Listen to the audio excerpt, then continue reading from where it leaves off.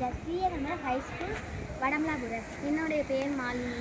என்னுடைய பேர் இ தனலட்சுமி. என்னுடைய பெயர் காமதுமதி. என்னுடைய பெயர் ஜெனிஃபர் கிறிஸ்டி. நாங்கள் எடுத்துக்க தலைப்பு வந்து கழிவுநீர் சுத்தப்படுத்துதல்.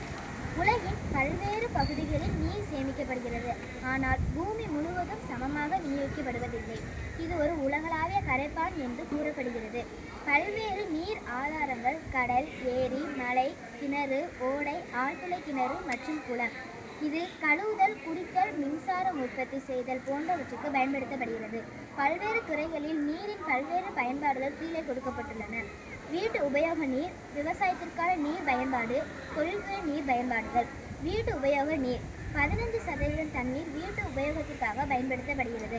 தண்ணீர் குடிக்க, குளிக்க, உணவு சமைக்க, பாத்திரங்கள் கழுவ, துணிகள், பழங்கள், காய்கறிகள் மற்றும் பல் துலக்க பயன்படுத்தப்படுகிறது. விவசாயத்திற்கான நீர் பயன்பாடு. விவசாயம்தான் அதிக அளவு தண்ணீரை பயன்படுத்துகிறது.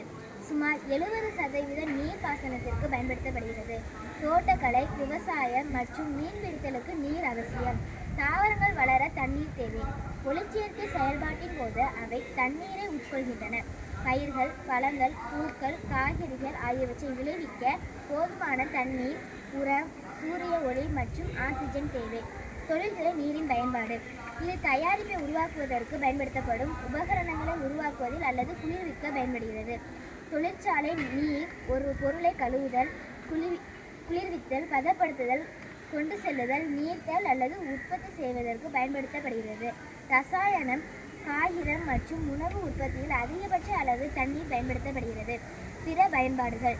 இது போக்குவரத்து, உற்பத்தி, நீர், மின்சாரம், உடல் கழிவுகளை அகற்றுதல், சுற்றுலா மற்றும் பொழுதுபோக்கு ஆகியவற்றில் பயன்படுத்தப்படுகிறது. இந்த ப்ராஜெக்ட் பண்ணுவதற்கு தேவையான பொருட்கள்: தொட்டி, சிறு கற்கள், மணல், நிலக்கரி, குழாய். செய்முறை: தொட்டியில் சிறு கற்களை போட்டு அதன் மீது நிலக்கரி மற்றும் மணலை நிரப்ப வேண்டும். கழிவுநீர் வெளியேறக்கூடிய பகுதியில் இருந்து ஒரு குழாயை அமைத்து அதை தொட்டியில் விட வேண்டும். அதில் உள்ள கழிவுநீரை சுத்திகரிக்கப்பட்டு அடிப்பகுதியில் தூய்மையான நீராக பெற முடியும்.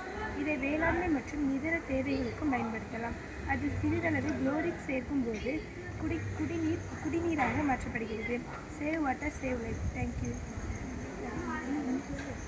நாங்கள் ப்ராஜெக்ட் என்ற அமைப்பு இது.